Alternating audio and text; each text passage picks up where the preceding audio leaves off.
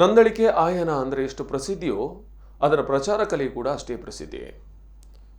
ಈ ಬಾರಿ ಹಕ್ಕಿಗಳಿಗೆ ನೀರುಣಿಸುವ ಮಣ್ಣಿನ ಪಾತ್ರೆಯ ಮೂಲಕ ಸಿರಿ ಜಾತ್ರೆಯ ಉತ್ಸವದಲ್ಲಿ ಪರಿಸರ ಜಾಗೃತಿ ಕುರಿತು ವಿಶೇಷವಾದಂತಹ ಮಾಹಿತಿಯನ್ನು ನೀಡಲಾಗಿದೆ. ಈ ಬಾರಿ ಏಪ್ರಿಲ್ 6ರಂದು ನಂದಳಿಕೆ ಜಾತ್ರೆ ನಡೆಯಲಿದ್ದು, ಬೀರು ಬಿಸಿಲಿನಲ್ಲಿ ಬಾಯಾರಿದ್ದ ಹಕ್ಕಿಗಳಿಗೆ ಆಸರೆ ಎಂಬ ಪರಿಸರ ಜಾಗೃತಿಯುಳ್ಳ ಸಂದೇಶದೊಂದಿಗೆ ಜಾತ್ರೆಯ ಆಮಂತ್ರಣ ಕೈಯಲ್ಲೇ ಭಕ್ತರ ಜನರ ಗಮನ ಸೆಳೆಯುವಂತಹ ಪ್ರಚಾರ ಕಲೆಯನ್ನು ಅಳವಡಿಸಲಾಗಿದೆ. ನಂದಳಿಕೆ ಮಾಲಿಂಗೇಶ್ವರಿ ದೇವಾಲಯದ ನಂದಳಿಕೆ ಆಯನೋತ್ಸವ ಸಿರಿಜಾತ್ರಾ ಮಹೋತ್ಸವ ಪ್ರಚಾರವನ್ನು ಮಾರ್ಚ್ 23ರಂದು ಆರಂಭಗೊಳಿಸಲಾಯಿತು.